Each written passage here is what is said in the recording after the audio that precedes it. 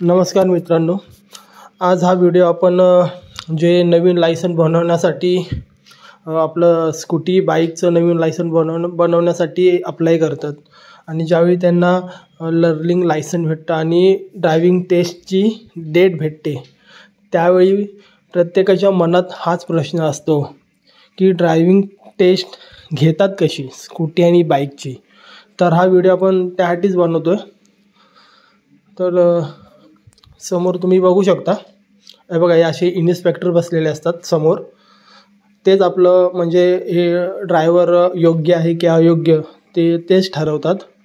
आणि आता बघू शकता ही समोरून स्कूटी येते आणि स्कूटीच्या समोर तो 8 नंबर काढलेला आहे, 8 नंबरचा आकडा. आता बघू शकता तुम्ही, तर बघा ते आता सुरू केलेलं आहे. तो जसा म्हणजे ॲरो पण दिलेत त्या प्रकारे तो 8 आकडा पूर्ण कंप्लीट करायचा, करायचा तो आकडा. आणि तो पूर्ण कंप्लीट झाल्यानंतर तुम्ही परफेक्ट ड्रायव्हर आहात. आणि ह्या मॅडम बसलेत ना, त्यांच्याकडे तुमचे पेपर असतात. ते पहिलं नाव घेतात. नाव घेतल्यानंतर त्या बाईकवाल्याने पुढे यायचं.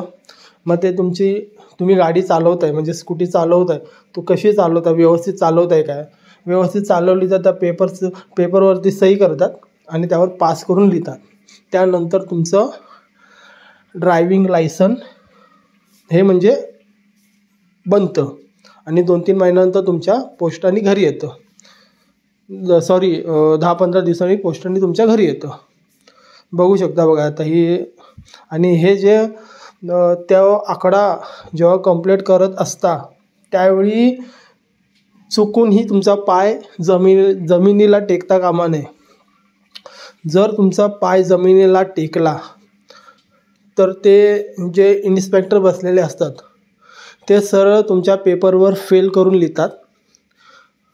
आणि जर तुम्ही फेल झालात तर मग तुम्हाला परत ते एक्झाम द्यावी लागते.